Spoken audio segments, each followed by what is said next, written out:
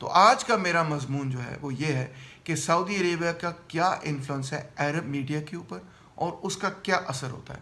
اور آج کا یہ ویڈیو بنیاد رکھتا ہے محمد یاغی کے مضمون پر، جنہوں نے سعودی میڈیا کو اینالائز کرنے کی کوشش کی ہے.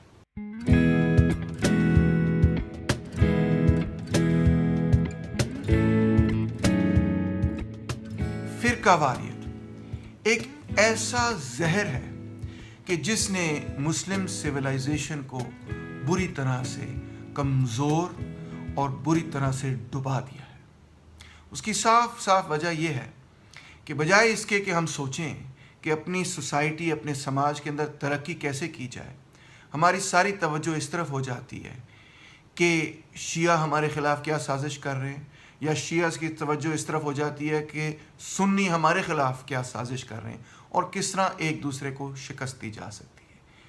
اس طرح میں کہہ سکتا ہوں کہ انفیکٹ ہماری بیشتر لٹریچر، ہماری بیشتر انٹلیکچول پرسوٹس، بیشتر ہماری جو نظریاتی فکر اور فلسفے کے پیچھے اور رائٹنگ کے پیچھے بھاگ دوڑ ہے، ہماری جو مین انٹلیکچول پرسوٹس ہیں، ایک طرح سے وہ یہ رہے ہیں کہ کس طرح سے ہم یہ ثابت کر سکیں کہ دوسرا غلط ہے اور ہم درست ہیں. یعنی ہماری ساری مینٹل انرجی اس چیز پر فوکس ہو چکی ہے اور جو اصل مسائل حل کرنے ہیں وہ حل ہو نہیں رہے. بہرحال تاریخ کے اعتبار سے تو ہم یہ سمجھ سکتے ہیں کہ اس کی وجہ کیا ہے، مگر آج جب کہ ان واقعات کو 1400 سال ہو چکے ہیں، آج بھی جب یہ واقعات دوبارہ سے ابھر کر سامنے آتے ہیں تو ہمیں پوچھنا پڑتا ہے کہ آخرکار اس کی وجہ کیا ہے. ایران کے اندر جب انقلاب ہوا تو اس کے بعد جو شیعہ تھے ان کا یہ تصور تھا، خیال تھا شاید کہ یہ انقلاب مزید اور ملکوں کے اندر بھی پھیلے گا، اور سنی جو تھے ان کو یہ ڈر خوف تھا کہ یہ انقلاب اور ملکوں میں نہ پھیل جائے. تو مجھے یاد ہے کہ 1980s کی دہائی میں پاکستان کے اندر لشکر جنگوی پیدا ہوا، سپاہ صحابہ، سپاہ محمد وغیرہ اس طرح کی آرگنائزیشنز پیدا ہوئیں جو کہ سیکٹیرین آرگنائزیشنز تھیں. ان کا مقصد ہی یہ تھا کہ ایک طرف سے شیعہ کو قتل کریں، دوسری طرف سے سنیوں کو قتل کریں. بہرحال کافی ساری ان تنظیموں کو ریاست نے پہلے تو شاید پروموٹ کیا، مگر بعد میں کچلنے کی کوشش بھی کی، اور ہمارا یہ خیال تھا کہ اب یہ معاملہ جو ہے وہ رفع دفع ہو گیا، ختم ہو گیا اور اب دوبارہ یہ سر نہیں اٹھائے گا. مگر پھر ہم یہ دیکھتے ہیں کہ آج تک ہمیں ایسی خبریں ملتی رہتی ہیں کہ نہ صرف فلانے ڈاکٹر کو، فلانے فرد کو قتل کر دیا گیا اور پتہ چلا بعد میں کئی روز بعد کہ اس کے پیچھے محرکات، وجوہات جو ہیں وہ سیکٹیرین تھیں، فرقہ واریت سے تعلق رکھتی تھیں، بلکہ یہ بھی خبر ملتی رہی کہ لوگ بسوں کے اندر اگر بلوچستان کے ذریعے افغانستان جا رہے ہیں تو ان کو بسوں سے اتار کر قتل کر دیا گیا، قتل عام ان کا کر دیا گیا. ان کا کوئی قصور نہیں سوائے اس کے کہ وہ شیعہ ہیں. یا ہزاراز جو کہ شیعہ ہیں اور ڈسٹنکٹ ان کے فیچرز ہیں، ان کو بھی پکڑ کے قتل کر دیا جائے. یا پارا چنار کے اندر خبر ملتی رہتی ہے کہ جی یہ ہو گیا واقعہ، وہ ہو گیا، اور پتہ چلتا ہے کہ اس کے پیچھے سیکٹیرین وجوہات تھی. تو کیا وجہ ہے کہ آج تک ہم اس مسئلے کو نہ صرف حل نہیں کر سکے بلکہ ایسے محسوس کرتے ہیں کہ یہ مسئلہ پہلے سے بھی زیادہ بگڑتا جا رہا ہے. اب مختلف قسم کی سیکٹیرین تنظیمیں، جس میں ایک IS خراسان کا نام شامل ہے، ISIL، ISIS اور کئی قسم کی سیکٹیرین تنظیمیں جو ہیں وہ ابھی بھی مسلمان دنیا کے اندر آپریٹ کر رہی، پاکستان کے اندر آپریٹ کر رہی. تو ہمیں کوشش کرنی چاہیے کہ سمجھیں کہ اس کے پیچھے وجوہات کیا ہیں اور اس کو حل کس طرح کیا جا سکتا ہے. ایون میں آپ کو بتاؤں کہ انٹرنیٹ پر انجینئر علی صاحب بہت ساری ویڈیوز کرتے ہیں. ان کی ویڈیوز بڑے مقبول ہیں کیونکہ وہ حدیث کے حوالے دیتے ہیں اور وہ حدیث ان کی فنگر ٹپس پہ ہیں. بڑی اچھی ان کی اس پہ تحقیق وغیرہ ہے، اور ان کی کوشش یہ ہوتی ہے کہ حدیث سے یہ ثابت کریں کہ کسی طرح یہ شیعہ سنی لڑائی جو ہے یہ ختم کر دی جائے اور مسلمان جو ہیں وہ ایک ہو جائیں. شاید آپ کو ان کی اسٹریٹجی سے اتفاق ہو یا نہ ہو، مگر آپ دیکھیں کہ اس کے ریئیکشن کے اندر جو اکثر دیوبندی وغیرہ علماء ہیں، کچھ اہل حدیث وغیرہ، وہ بہت اسٹرانگلی اس کے خلاف ریئیکٹ کرتے ہیں اور کہتے ہیں کہ یہ فتنہ ہے. تو یعنی کہ یہ ڈیبیٹ انٹرنیٹ کی دنیا پر بھی ہر جگہ نظر آتی ہے. آج بھی ایک آپ کہہ سکتے ہیں ایک حوالے سے مقبول ڈیبیٹ ہے. تو اس کے پیچھے اس کو ختم کس طرح کیا جا سکتا ہے، اس کے پیچھے محرکات کیا ہے؟ ایک تو ظاہری بات ہے کہ کچھ چیزیں تو تاریخ کے اندر ہیں، اس تاریخ کو ہم تبدیل نہیں کر سکتے. وہ بڑی دردناک اور دکھ بھری تاریخ ہے، مگر جس طرح سے بھی آپ اس کو پڑھیں یا اس کے بارے میں سوچیں یا جو بھی اس کے بارے میں تصور رکھیں، یا چاہے آپ ماتم کریں یا آپ اس کے بارے میں نہ بھی سوچیں، تو بہرحال وہ تاریخ اب تبدیل تو نہیں ہو سکتی. جو بھی آپ کریں that history can never change. What can change is the future. جس چیز کو آپ تبدیل کر سکتے ہیں وہ مستقبل ہے، اس کا فیصلہ آپ نے کرنا ہے. تاریخ میں جو ہوا اس کا فیصلہ تو آپ نہیں کر سکتے. تو ایک تو وجہ اس لڑائی کے پیچھے تو ظاہری بات ہے تاریخی وجوہات ہیں، اس میں کوئی شک نہیں. اور بھی کئی ساری وجوہات ہو سکتی ہیں. جنگ کے اندر ہم ٹریس کر سکتے ہیں کہ جی طبقاتی اعتبار سے کیا معاملات تھے. ہزارہ کمیونٹی کے حوالے سے ہم ٹریس کر سکتے ہیں کہ وہاں پہ کمیونٹیز کے حوالے سے کیا معاملات تھے وغیرہ وغیرہ. تو ہم لوکل فیکٹرز بھی تلاش کر سکتے ہیں. مگر ایک فیکٹر جس کو آج میں رونما کرنے کی کوشش کروں گا اور ہمیں ذہن میں رکھنا چاہیے، وہ ہے سعودی اور ایرانین رائیولری. سعودی اور ایرانین رائیولری میں سمجھتا ہوں کہ اس صورتحال کو دوبارہ سے ایمپلیفائی کر رہی ہے، دوبارہ سے پلے اپ کر رہی ہے. تو آج کا میرا مضمون جو ہے وہ یہ ہے کہ سعودی عربیہ کا کیا انفلوئنس ہے عرب میڈیا کے اوپر اور اس کا کیا اثر ہوتا ہے.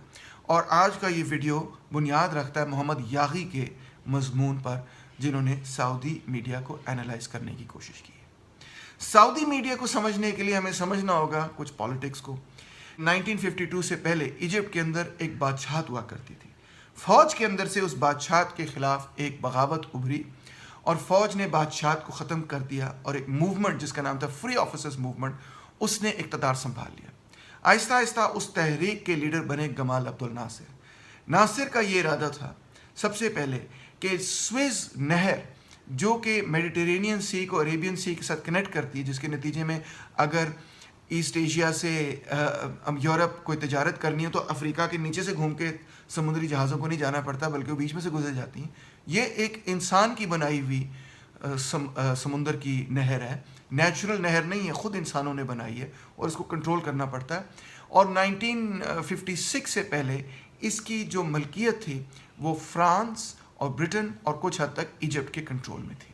تو ناصر کا یہ سب سے پہلا مشن تھا کہ یہ نہر سوئز ایجپٹ کے کنٹرول میں آئے. اگرچہ بنایا اس کو برٹن اور فرانس کی مدد سے گیا تھا، مگر یہ ایجپشنز کی ہونی چاہیے. جو اس پر ہم نے قرضے وغیرہ ادا کرنے تھے وہ ہم نے ادا کر دیے، جو منافع انہوں نے کمانے تھے وہ کما لیے. اب یہ نہر ہماری ہونی چاہیے. میں بھی اس بات سے اتفاق کرتا ہوں کہ سوئز کنال کی نیشنلائزیشن کے نتیجے میں ایجپٹ کو بہت زیادہ فائدہ ہونا تھا اور ہوا. تو ناصر نے یہ کوشش کی کہ سوئز کنال نیشنلائز ہو جائے. جب ناصر نے سوئز کنال کو نیشنلائز کیا تو اس کے خلاف برٹن، فرانس اور اسرائیل نے گمال عبد الناصر پر اٹیک کر دیا. اور ناصر پر اٹیک کیا، بلکہ آپ جانتے ہوں گے کہ اس کو کہتے ہیں دا سیکنڈ عرب اسرائیلی وار. پہلی 1948 میں ہوئی، دوسری وار تھی. جب یہ جنگ چھڑی تو سوویت یونین نے یہ کہا کہ گمال عبد الناصر نے بالکل ٹھیک کیا ہے اور ہم ناصر کے ساتھ ہیں، اور اگر برٹن، فرانس اور ٹیل اویو یعنی کہ اسرائیل نے اپنی فوجوں کو پیچھے نہ کیا تو سوویت یونین مصر کی امداد کے حوالے سے اپنی فوجیں بھیج دے گی. بلکہ انہوں نے یہ بھی تھریٹن کیا کہ ہم لنڈن اور پیرس کو اور ٹیل اویو کو اٹیک کر سکتے ہیں، اس لیے آپ اپنی فوجیں پیچھے ہٹائیں. اور یہ ایک ایسا موقع تھا، شاید ورلڈ وار 2 کے بعد واحد ہی ایک ایسا موقع تھا جب امریکہ بھی سوویت یونین کے ساتھ کچھ حد تک اگری کرتا تھا، اور امریکہ نے بھی کہا کہ بھئی یہ آپ نے غلط کیا، کیوں آپ ایک مسئلے کو انٹیگنائز کریں، اپنی فوجیں پیچھے ہٹائیں. ناصر اور امریکہ کی بھی اس وقت بات چیت ہو رہی تھی، بلکہ ورلڈ بینک جو ہے وہ ایجپٹ کے بہت بڑے ایک پروجیکٹ کے اندر انویسٹمنٹ کرنے جا رہا تھا جس کو آسوان ڈیم پروجیکٹ کہا جاتا ہے. بعد میں انہوں نے اپنی انویسٹمنٹ پیچھے کھینچ لی اور سوویت یونین نے وہ ڈیم کمپلیٹ کیا. تو ناصر اب 56 کے بعد یعنی نہر سوئز کی نیشنلائزیشن کے بعد اور ایک طرح سے آپ کہہ لیں برٹن، فرانس اور اسرائیل کو پیچھے دھکیلنے کے بعد ناصر ایک بہت بڑا لیڈر بن کے سامنے آ گیا. ایک بہت پاپولر، مشہور، مطلب بہت پسندیدہ لیڈر بن کر عرب دنیا کے سامنے آیا اور لوگوں نے کہا یہ ہمارا ہیرو ہے.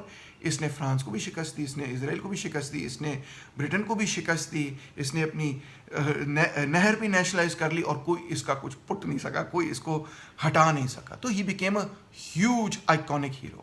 اور ناصر اب سوویت یونین کے ساتھ اس نے دوستی کر لی.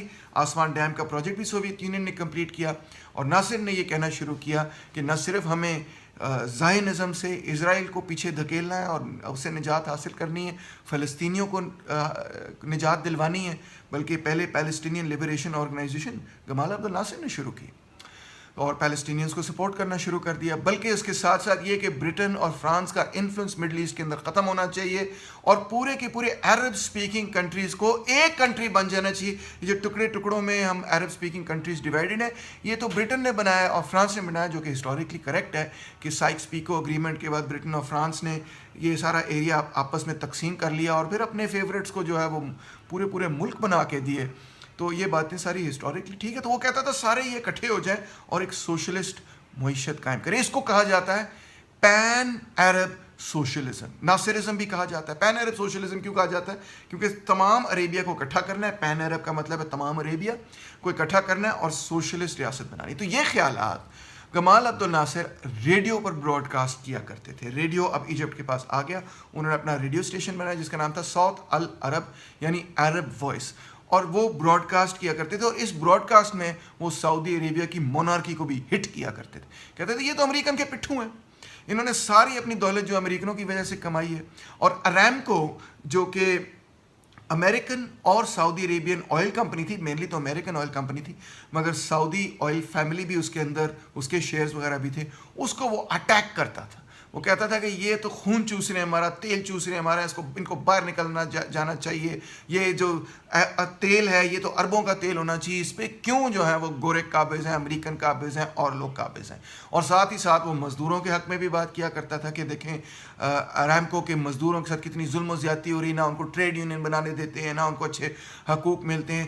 تو یہ براڈ کاسٹ تو آپ سمجھ سکتے ہیں کہ آگ کی طرح پورے مڈل ایسٹ کے اندر پھیل جاتی تھی. بلکہ اگر میں یہ کہوں کہ سیریا کے اندر، عراق کے اندر اور یمن کے اندر جو انقلاب ہوئے، ان انقلابوں پر ناصر کی تقریروں کا بہت بڑا اثر تھا. ناصر کی تقریروں کی وجہ سے یہاں پہ بہت بڑے انقلاب اور انقلابی تحریکیں شروع ہو گئیں. تو یہ بات غلط نہیں ہوگی. آرٹیکل میں یہ لکھا ہے کہ اس وقت جب گمال ناصر تقریر کیا کرتے تھے ریڈیو پہ، تو ریاض کی سڑکیں خالی ہو جاتی تھیں. لوگ گھر چلے جاتے تھے کہ بھئی ہم نے گمال ناصر کی تقریر سننی، کیونکہ اس زمانے میں پورٹیبل ریڈیو نہیں ہوتے تھے، گھر میں ریڈیو ہوا کرتے تھے. تو لوگ گھر چلے جایا کرتے تھے کہ ہم نے تقریر سننی. اب سعودی رائل فیملی اس بات سے بہت ہی زیادہ اپسیٹ تھی، گھبرائی ہوئی تھی کہ اس طرح تو سعودی عربیہ کے اندر بھی انقلاب ہو جائے گا، یمن کے اندر تو انقلاب ہو گیا ہے، عراق کے اندر ہو گیا ہے، سیریا کے اندر ہو گیا ہے، لیبنان کے اندر جو ہے وہ ایک بہت بڑی عرب سوشلسٹ تحریک جو ہے وہ جنم لے رہی ہے، لیبیا کے اندر وغیرہ ہو گیا وغیرہ. یہ سارے انقلاب مڈل ایسٹ کے اندر پھیل رہے تھے. تو سعودی عربیہ نے بھی اپنا ریڈیو اسٹیشن شروع کیا جس کا نام تھا نداء الاسلام، دا کال آف اسلام، اور یہ 1962 کے اندر انہوں نے اسٹیبلش کیا. مزیدار بات یہ ہے کہ جو وہابی علماء تھے اس زمانے کے، وہ یہ کہتے تھے کہ نہیں، ریڈیو جو ہے وہ تو کفر کی آواز ہے، براڈ کاسٹ کرنا یہ تو کفر ہے. اور انہوں نے یہ بھی کہا میوزک براڈ کاسٹ کریں گے یہ تو ملحد ہے، ملحد ہونے کے برابر ہے. اور یہ عورت کی آواز تو بالکل براڈ کاسٹ نہیں ہو سکتی، یہ تو اورا ہے، یہ تو ایک پرائیویٹ چیز ہے جو کہ آپ فالٹی چیز ہے، بری چیز ہے جو کہ آپ پبلک میں پھیلائیں گے، تو یہ تو بڑی غلط بات ہے. تو سعودی فیملی نے یہ کہا کہ نہیں آپ اس طرح کریں، 20% براڈ کاسٹنگ جو ہے وہ آپ کی ہوگی، آپ لوگوں کو وہابی اسلام سکھائیں. تو انہوں نے اپنا فتویٰ سارا چینج کر لیا. انہوں نے کہا ہاں ریڈیو اب ٹھیک ہے، نو پرابلم. جب یہ ریڈیو اسٹیشن اسٹیبلش ہو رہا تھا تو اتنی دیر میں ایجپٹ اور اسرائیل کے حوالے سے بھی ایک بہت بڑی تبدیلی آ رہی تھی. 1956 کے بعد امریکہ نے جو کوشش کی کہ ناصر جو ہے وہ ہماری طرف رہے، اور وہ اس کوشش میں کامیاب نہیں ہوئے. ناصر نے یہ فیصلہ کیا کہ سوویت یونین جو ہے وہ زیادہ اور بہتر ہماری امداد کر رہا ہے. وہ ہماری امداد میں بھی آیا جب اسرائیل نے ہم پر حملہ کیا. انہوں نے سوئس کنال کی نیشنلائزیشن کو سپورٹ بھی کیا، یو این میں بھی سپورٹ کیا. اور آسوان ڈیم کے حوالے سے جو نیگوسیشنز چل رہی تھیں تو امریکہ نے کچھ ایسی کوشش کی کہ ناصر سے اپنی بات منوانے کے لیے انہوں نے یہ کہا کہ آسوان ڈیم کی فنڈنگ ان شرائط پر پوری مکمل کی جائے گی. تو سوویت یونین نے کہا کہ ہم آپ سے کوئی شرط نہیں کرتے، ہم آپ کو ڈیم کی فنڈنگ دے دیتے، ہم ڈیم بنا دیتے ہیں، نو پرابلم ایٹ آل. تو ناصر نے یہ سوچا کہ امریکہ کو چھوڑے، ہم سوویت یونین کے ساتھ الائے ہوتے ہیں. اب اس کا نتیجہ الٹ یہ ہوا کہ امریکہ نے بھی یہ سوچا کہ ناصر کو چھوڑیں اور اسرائیل کو ایک پاور بنائیں کہ یہ گمال عبد الناصر کی حکومت کا مقابلہ کر سکے. اب اکثر لوگ یہ کہتے ہیں نا کہ بھئی امریکہ اور اسرائیل کے اتنے قریبی تعلقات آخر کار کیوں ہیں؟ دلچسپ بات میں آپ کو یہ بتا رہا ہوں کہ 1956 تک اتنے قریبی تعلقات نہیں تھے. یہ 1956 کے بعد سارے تعلقات اسٹرینتھن ہوئے، اور اسٹرینتھن اسی وجہ سے ہوئے کہ امریکہ کا یہ تصور تھا، خیال تھا کہ اگر ناصرزم، پین عرب سوشلزم پھیل گیا تو ارامکو آئل کمپنی نیشنلائز ہو جائے گی، جتنے آئل انٹرسٹ وغیرہ ہیں مڈل ایسٹ کے اندر وہ نیشنلائز ہو جائیں گے، جس طرح سوئس کینال نیشنلائز ہوئی تھی، اور پورے کا پورا مڈل ایسٹ جو ہے وہ کیپٹلزم کے بھی خلاف ہو جائے گا، پرو سوشلسٹ ہو جائے گا، سوویت یونین کے ساتھ جڑ جائے گا، اور ہمارے نظام کو کوئی نہیں پوچھے گا، ہمارے نظام کا مڈل ایسٹ میں سے خاتمہ ہو جائے گا، یعنی کیپٹلزم کا خاتمہ ہو جائے گا. اور ناصر تو بیسکلی کمیونسٹ ہے، اگرچہ وہ کہتا تو نہیں ہے کہ میں کمیونسٹ ہوں، وہ تو کہتا ہے کہ میں جناب ایک نیشنلسٹ ہوں، ایجپشن نیشنلسٹ ہوں، سوشلسٹ ہوں، پین عرب وغیرہ جو بھی. مگر بہرحال ان کا یہ اس وقت تصور تھا کہ نہیں یہ تو اہمی کہانیاں ہیں، اصل جو اس کا مقصد ہے وہ یہی ہے کہ یہ تو بیسکلی کمیونسٹ ہے، یہ تو ہمارے ہاتھ سے گیا، تو اب ہمیں اس رجیم کو بیلنس کرنے کے لیے، توڑنے کے لیے ہماری یہ ضرورت ہے کہ ہم اسرائیل کی فنڈنگ تیز کریں. تو امریکہ نے 1956 سے لے کے 1967 تک اسرائیل کی آرمی کو بلڈ اپ کرنا شروع کیا. اتنی امداد دی کہ آپ کی سوچ ہے. اور اسی طرح سوویت یونین کی کوشش تھی کہ وہ ایجپٹ کو بلڈ اپ کرے. تو یہ جو قریبی تعلقات ہے اسرائیل کا اور امریکہ کا، اس کے پیچھے جو اصل وجہ ہے وہ یہ ہے کہ امریکہ اسرائیل کے ذریعے گمال عبد الناصر اور اس کے ساتھ جو اتحادی ملک تھے، سیریا بھی اس کے ساتھ اتحادی ہو چکا تھا، عراق وغیرہ، یمن، ان کو جو ہے وہ ختم کرے. اور اسی مقصد سے امریکہ اور سعودی مونارکی، ان کا تو خیر پہلے ہی بڑا قریبی تعلق تھا، مگر انہوں نے سعودی مونارکی کو بھی اور زیادہ سپورٹ کرنا شروع کیا. تو یہ لڑائی تھی، ایک طرح سے آپ کہہ سکتے ہیں لیفٹ اور رائٹ کی لڑائی تھی. اب 1967 میں اسرائیل کے پاس اتنی ہتھیار آگے، فنڈنگ آگے، کہ انہوں نے یہ محسوس کیا کہ اب ہم تیار ہیں، ناصر اور مصر کو اب ہم شکست دیں گے. تو انہوں نے 1967 میں ایجپٹ پر اٹیک کیا، اس کو کہتے ہیں 6 ڈے وار بھی کہا جاتا ہے. اور اٹیک کر کے انہوں نے، یہ تھرڈ عرب اسرائیلی وار ہے، اٹیک کر کے انہوں نے ایجپٹ کو بہت بری شکست دی. نہ صرف ایجپٹ کے ساتھ لڑائی ہوئی، بٹ سیریا کے ساتھ بھی لڑائی ہوئی اور ملکوں کے ساتھ بھی.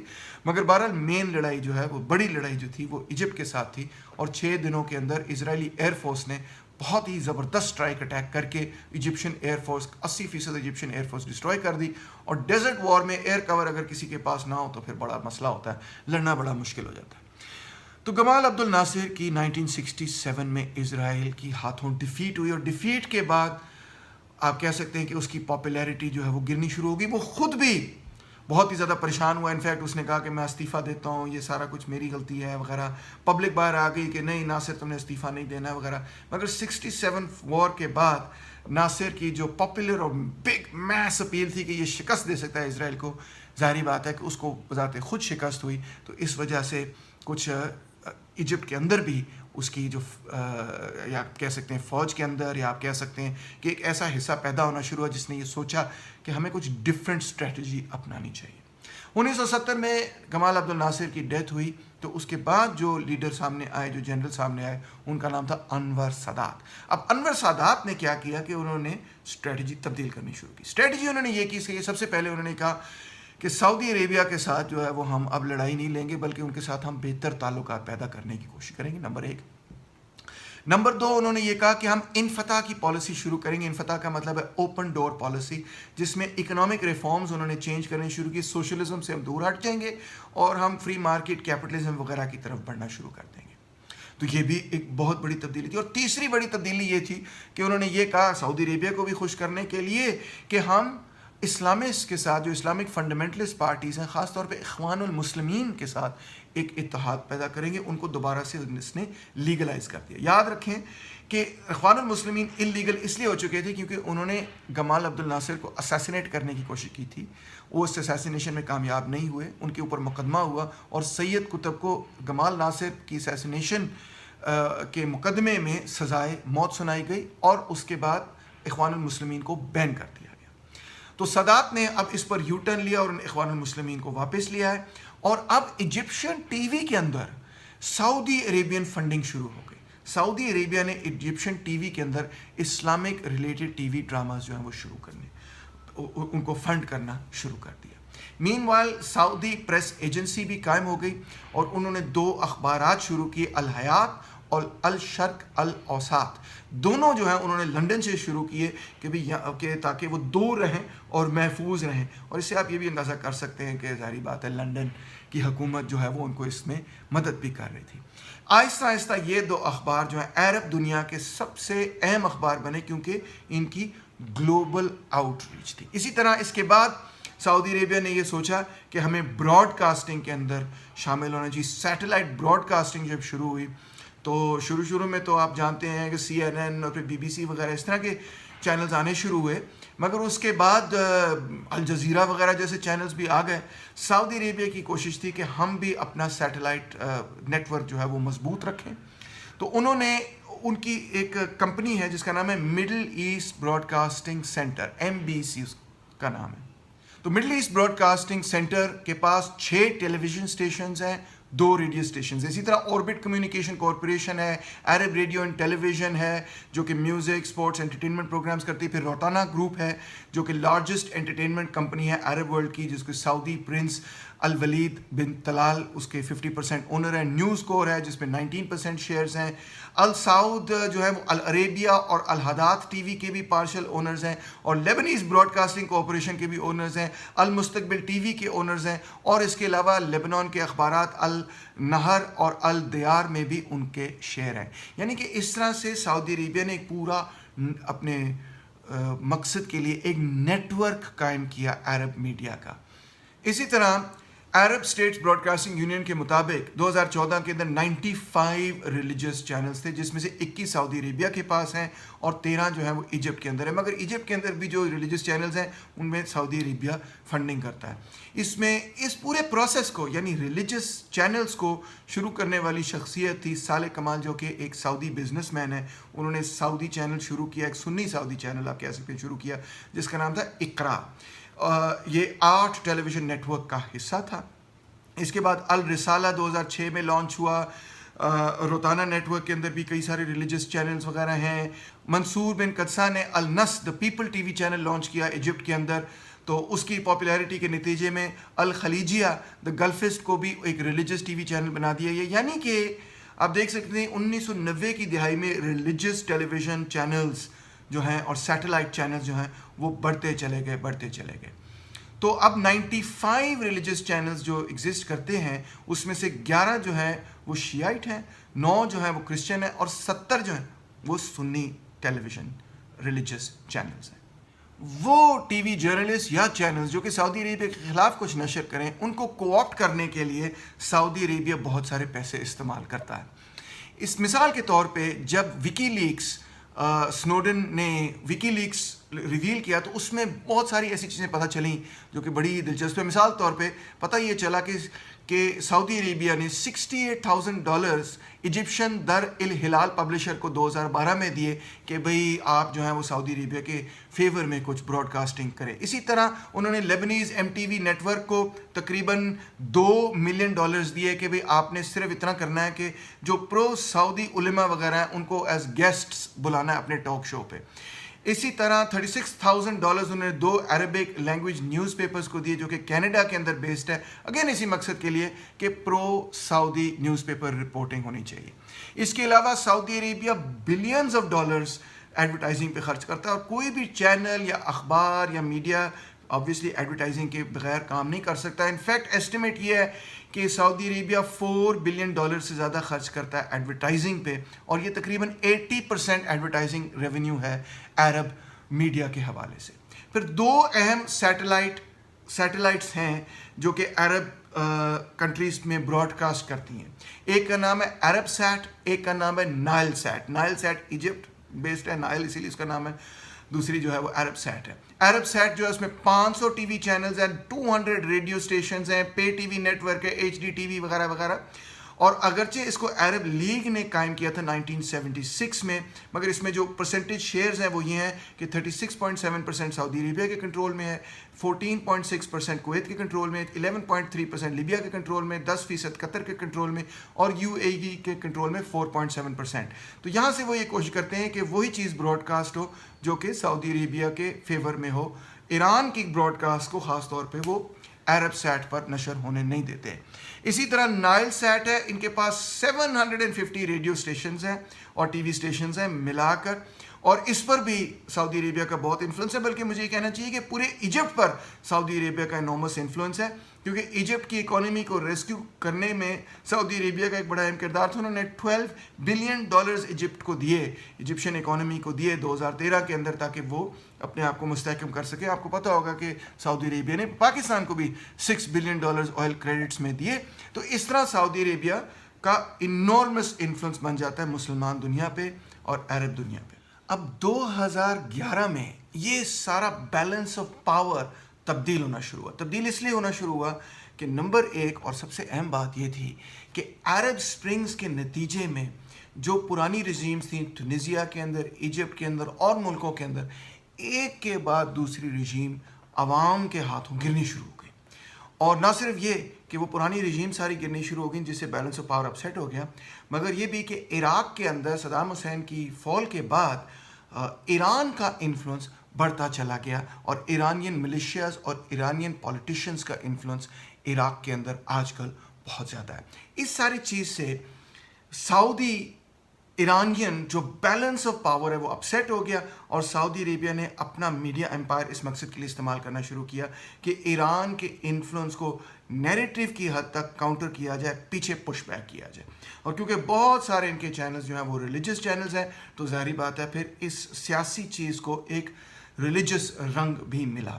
ریلیجس رنگ اس طرح سے ملا کہ بہت سارے جو وہابی علماء ہیں ان کا یہ نقطہ نظر ہے, اور وہ ٹی وی پہ آ کے یہ کہتے رہے اور اس اخبارات کے اندر اور اس پورے نیٹ ورک کو استعمال کرتے رہے کہ جناب جو ایرانین شیعہ ہیں در حقیقت وہ تو ماجوس ہیں یا ماگوش ہیں, یعنی زوریسٹرنز ہیں, وہ ایکچولی کبھی پوری طرح سے مسلمان ہوئے نہیں اور ہمیشہ مسلمانوں کے خلاف سازش کرتے رہے.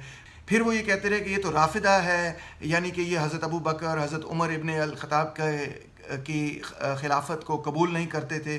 وہ یہ کہتے تھے کہ یہ در حقیقت کافر ہیں, یہ جو جس قسم کا اسلام فالو کرتے ہیں وہ باطنیہ ہے, یعنی کہ قرآن کے اندر یہ سمجھتے ہیں کہ کوئی چھپے ہوئے معنی ہیں, ظاہری جو معنی ہیں اس کے علاوہ بھی کوئی اندر کوئی معنی ہے قرآن کے جو ان کو تلاش کرتے ہیں, جو کہ اسماعیلی شیعہ کا کرٹیسزم ہے وہابیوں کی طرف سے. پھر وہ یہ کہتے ہیں کہ یہ تو صفاویز ہیں, یعنی کہ یہ تو جو ہیں ساسنیڈز ہیں, اور یہ کہتے ہیں کہ یہ تو یہودیوں سے بھی زیادہ خطرناک ہیں. تو اس کے ساتھ ساتھ دیکھیں وہ یہ کہتے ہیں کہ جناب شیعوں پہ اعتبار نہیں کیا جا سکتا کیونکہ یہ تو تقیہ پریکٹس کرتے ہیں. تقیہ کا مطلب یہ ہے کہ وہ اپنی ٹرو بلیفس کو چھپا بھی سکتے ہیں, جھوٹ بھی بول سکتے ہیں. پھر وہ یہ کہتے ہیں کہ they are haters of Sunni more than of Jews and Christians. یہ میں کوٹ کر رہا ہوں ان کے میڈیا سے. Quote, they prevented the Ottomans from conquering Europe. Quote, they are traitors working with the crusaders. Quote, they are traitors working with America and Israel. Quote, they are worse than polities. Quote, they are sellers of Palestine to crusaders. Quote, they are supported by Jews. Quote, they converted Sunnis to Shiism by force. Quote, they are stabbers of Sunnis in the back. Quote, non-Muslims and killers of Sunni Muslims. Quote, Shiaism was originated by Jews. Quote, they equate Ali ibn Abu Talib with God. Na'uzu billah. Quote, a religion based on innovations. بدت پر یہ بنیاد رکھتے ہیں. یہ ساری میں quotations آپ کو پڑھ کے سنا رہا ہوں سعودی نیوز سورسز سے اور ٹی وی سورسز سے اور ریلیجس چینل سے, کہ کس طرح سے وہ یہ ایکسیپٹ نہیں کرتے کہ سنیز جو ہیں وہ ان کو مسلمان سمجھا جا سکتا ہے. اب یہی پیغام آپ غور کریں کہ IS اور اسلامک اسٹیٹ اور زرقاوی اور اس قسم کی اور تنظیمیں لے کر آگے بڑھتی ہیں. وہ بھی یہ کہتے ہیں شیعہ as traitors in favor of the crusaders. یہ میں زرقاوی کا کوٹ پڑھ کے سنا رہا ہوں. زرقاوی کہتا ہے they believe in رفیدہ, یعنی کہ Jerusalem remained captive for years by the crusaders because of the treachery of the رفیدہ. یعنی ان کا یہ کہنا ہے کہ شیعہ کی وجہ سے جروسلم پر کروسیڈرز کا یا کرسچنز کا جو ہے وہ قبضہ رہا. وہ کہتے ہیں یہ اپوسٹیٹس ہیں, ان کو اسلام سے علیحدہ سمجھنا چاہیے. Many Salafi scholars clarify to us the verdict of the Islamic Sharia about Rafida. They consider them apostates, یعنی کہ جو پہلی خلافت وغیرہ کو نہیں مانتا, حضرت ابو بکر حضرت عمر کی خلافت کو نہیں مانتا, وہ اس کو ہمیں مسلمان تصور ہی نہیں کرنا چاہیے. اور ان کا یہ کہنا ہے کہ یہ تمام شیعہ اسی طرح ہیں. پھر ایک اور بہت بڑی کنسپیریسی تھیوری جو وہابی چینلز جو ہیں لانچ کرتے ہیں وہ یہ ہیں کہ شیعازم جو ہے وہ تو یہودیوں نے شروع کیا ہے, وہ یہ کہتے ہیں کہ یہ تو عبداللہ ابن سبا نے ساری سازش کی. وہ ایک یہودی تھا جس نے تقیہ کے ذریعے پریٹینڈ کیا کہ مسلمان ہے, حضور پاک صلی اللہ علیہ وسلم کی فیملی کے قریب آیا, اور اسی نے لوگوں کو انسٹیگیٹ کیا کہ وہ حضرت عثمان کا رضی اللہ تعالیٰ کا قتل بھی کریں. نعوذ باللہ. تو ان کا یہ کہنا ہے کہ یہ سارا جو سلسلہ ہے یہ تو ساری ایک جوئش کنسپیرسی ہے, آپ یہ کہیں. اسی طرح زرقاوی کہتا ہے کہ شیعہ جو ہیں وہ سنیوں سے زیادہ نفرت کرتے ہیں, کرسچن اور یہودیوں سے کم نفرت کرتے ہیں, سنیوں سے زیادہ نفرت کرتے ہیں. وہ کہتے ہیں ایران's war is not with the Jews and not with the Christians but with their first and last war is with the Sunnis. They are allies to Israel. یہ اسرائیل کی حمایتی لوگ ہیں. بڑی عجیب سی بات لگتی ہے مجھے, کیونکہ ایران اور اسرائیل کی تو بڑی لمبی لڑائی چل رہی ہے. پھر وہ کہتے ہیں every enemy of Iran is an enemy of Hezbollah which stands as a security fence to prevent the Sunnis from crossing the border to confront Israel. یعنی اگر حزب اللہ نہ ہوتی تو ہم جو ہے وہ فینس کراس کر کے تو جا کے اسرائیل کے خلاف لڑتے. حزب اللہ کی وجہ سے جو ہے ہم نہیں لڑ سکتے اسرائیل کے خلاف. زرقاوی نے کہا کہ they are imminent threat, ہمارے اندر کا سب سے بڑا دشمن ہے. اور پھر زرقاوی کہتا ہے کہ صلاح الدین was able to liberate Jerusalem from the Crusaders only after he fought the Ubaidi Rafiza, the Fatimids of Egypt for several years and totally annihilated their state and overthrew it. یعنی کہ پہلے فاطمیدز کو صلاح الدین ایوبی نے شکست دی تو پھر جا کے جیروسلم کو وہ واپس کروسیڈرز سے چھین سکا. تو اس لیے ہمیں بھی اس طرح سب سے پہلے جو ہے وہ شیعوں کے خلاف جہاد کرنا چاہیے, اور پھر بعد میں جا کے ہم جو ہے وہ زائنسٹ سے یا امریکہ سے یا کرسچن سے جو ہے وہ آزادی حاصل کر سکیں گے. اب آرٹیکل کا کہنا یہ ہے, یہ میں نہیں کہہ رہا ہوں بائی دا وے, یہ میں آپ کو آرٹیکل سنا رہا ہوں. تو آرٹیکل کا کہنا یہ ہے, یہ ایک ایکیڈیمک آرٹیکل ہے, کہ جناب یہ سارا جو نیریٹو عرب میڈیا پر سعودی عربیہ کی وجہ سے ملتا ہے, جو کہ بیسکلی شیعہ اینٹی شیعہ ہے, اور یہ کنونس کرنے کی کوشش کرتا ہے لوگوں کو کہ شیعہ جو ہیں وہ ان کو مسلمان تصور ہی نہیں کرنا چاہیے, اور جو کچھ شیعہ کر رہے ہیں وہ مسلمانوں کو انڈرمائن کرنے کے لیے کر رہے ہیں. یہ سارا نیریٹو ہو بہو وہی ہے جو کہ IS یا ISIL یا IS کا نیریٹو ہے. یعنی کہ جو انتہا پسند تنظیمیں ہیں جو سیکٹیرین وائلنس کرتی ہیں, جو فرقہ واریت کرتی ہیں, ان کا نیریٹو, ان کے نیریٹو اور سعودی عربیہ کے وہابی نیریٹو میں بیسکلی 19-20 کا ہی صرف فرق ہے. اور کیونکہ سعودی عربیہ دن رات یہ نیریٹو ایک بہت بڑے میڈیا امپائر کے ذریعے جو ہے لوگوں تک پہنچاتا ہے, تو پھر یہ جو ٹیررسٹ گروپس ہیں ان کو صرف اتنا کہنا ہوتا ہے کہ ہم بھی تو وہی بات کہہ رہے ہیں جو کہ ہر جگہ سعودی میڈیا پہ یا ہر جگہ میڈیا پہ, عرب میڈیا پہ کہی جا رہی ہے. ہم صرف ہم میں اور اس میں صرف اتنا فرق ہے کہ ہم اس کو کیری آؤٹ کر رہے ہیں, ہم اس پہ عمل کر رہے ہیں. یعنی سعودی میڈیا کبھی ڈائریکٹلی تو ISIS ISIL اور اس قسم کے تمام فرقہ واریت کو کنڈیم کرتا ہے. یہ نہیں کہ کہیں پر بھی سعودی میڈیا نے اس قسم کی ملیٹنسی کو سپورٹ کیا ہے, بلکہ انہوں نے اپنے ملک کے اندر اس قسم کی ملیٹنسی کو مکمل طور پہ کرش کر دیا. انہوں نے کسی قسم کی اجازت نہیں دی کہ بھئی ہمارے ملک کے اندر کوئی بھی ہماری پاور کو کسی حوالے سے بھی چیلنج کرے یا سعودی عربیہ کے اندر کوئی انتہا پسندی کرے. مگر دوسرے ملکوں کے اندر جہاں پہ انتہا پسندی ان کو کنڈیم تو کرتا ہے یہ میڈیا, مگر جو نیریٹو بلڈنگ کی ہے نا انہوں نے کہ اسلام میں کیا ہوا, تاریخ میں کیا ہوا, ایران کس چیز کی, ایران کیا ہے کیا نہیں, اس کا نتیجہ یہ ہے کہ ایک سیکٹیرین مینٹیلٹی پیدا ہوتی, اور اس سیکٹیرین مینٹیلٹی کی بنیاد پہ پھر اس قسم کے واقعات رونما ہوتے ہیں. اب اس میں سمجھنے کی بات جو ہے وہ یہ ہے کہ یہ جو سیکٹیرین مینٹیلٹی ہے اس میں سارے ریفرنسز تو وہ ہوتے ہیں جو کہ آج سے 1400 سال پہلے کی تاریخ ہے. عبداللہ ابن سبا کون تھا کون نہیں تھا اب ہم کیسے جان سکتے ہیں؟ ہمارے پاس جو سورسز ہیں وہ کنفلکٹنگ ہیں, کچھ سورسز جو ہیں کچھ کہتے ہیں, کچھ سورسز جو ہیں کچھ اور کہتے ہیں. کیا ہوا اس پیریڈ کے اندر کیا نہیں ہوا, اس پہ تو 1400 سال سے ڈیبیٹ ہو رہی ہے, اور وہ ڈیبیٹ چلتی رہے گی, جیسے میں میسیج کی شروع میں بھی کہا. مگر امپورٹنٹ بات, اس کو ہم تبدیل نہیں کر سکتے, مگر امپورٹنٹ بات یہ ہے کہ ایکچولی وہ ساری ہسٹری دوبارہ سے ایک سیکٹیرین اینگل سے, فرقہ واریت کے پوائنٹ آف ویو سے اس لیے اجاگر کی جا رہی ہے, اور اس میں ایران بھی شامل ہے. میں یہ نہیں کہہ رہا کہ میرا آرٹیکل تو اس سعودی عربیہ پہ تھا, مگر ایران بھی اپنی ظاہری بات ہے اپنے پوائنٹ آف ویو اور اپنے نیریٹو کو بلڈ کرتا ہے, اور ایک مخصوص ویو آف ہسٹری جو ہے اس کو آگے لے کے جانے کی کوشش کرتا ہے. اور میں یہ نہیں کہہ رہا ایران کا کوئی ایک نیریٹو ہے, ایران میں بھی مختلف لوگ ہیں, مختلف نیریٹوز وغیرہ رکھتے ہیں, مگر بہرحال یہ ایک پاورفل نیریٹو ضرور ہے کہ وہ یہ کہتے ہیں کہ جی جو اسلام کی اوریجنل اسپرٹ تھی وہ تو حضرت علی کے بعد جو حضرت معاویہ کی جو خلافت بنی اور جو امیہ ڈائنسٹی پوری بنی, وہ تو پوری کی پوری کو اون ہی نہیں کرتے. وہ کہتے ہیں اس کا اسلام سے کوئی تعلق ہی نہیں ہے. اسلامک جو اسٹیٹ تھا وہ صرف خلفائے راشدون تک جو ہے وہ قائم تھا. اس کے بعد ساری کی ساری جو ہسٹری ہے وہ تو بیسکلی ملوکیت کی تاریخ ہے, بادشاہت کی تاریخ ہے, سلطانوں کی تاریخ ہے وغیرہ وغیرہ. اس کو وہ اون نہیں کرتے. سو اینی وے, تو وہ بھی اپنا نیریٹو بلڈ کرتے ہیں, یہ بھی اپنا نیریٹو بلڈ کرتے ہیں, مگر رزلٹ کیا ہے اور ایکچوئل مقصد کیا ہے, کیونکہ وہ ہسٹری تو تبدیل نہیں ہو سکتی.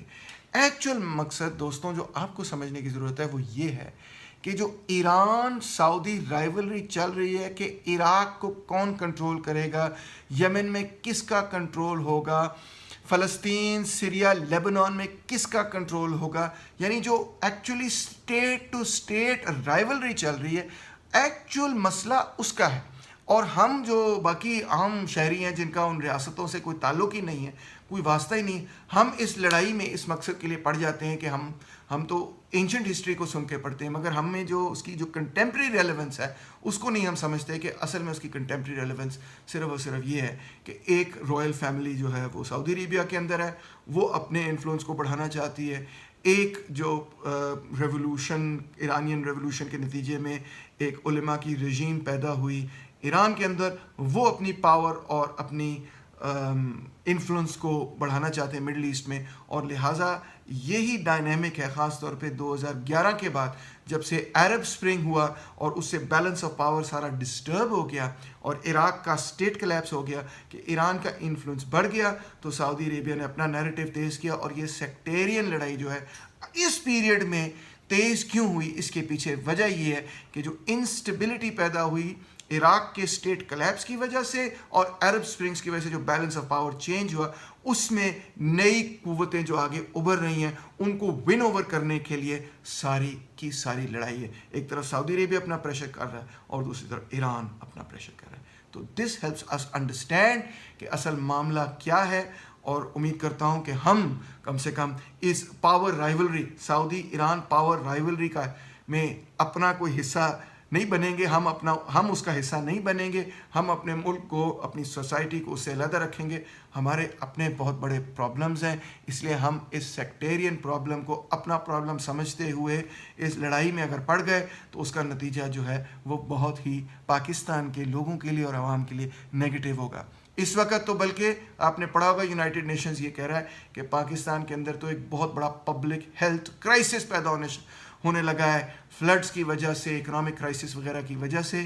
تو ہمیں اس قسم کی فرقہ واریت والی سوچ اور سیاست سے میرا خیال ہے دور رہنا چاہیے, اس بات کو سمجھتے ہوئے کہ اینشنٹ ہسٹری میں جو کچھ ہوا وہ تو تبدیل نہیں ہو سکتا.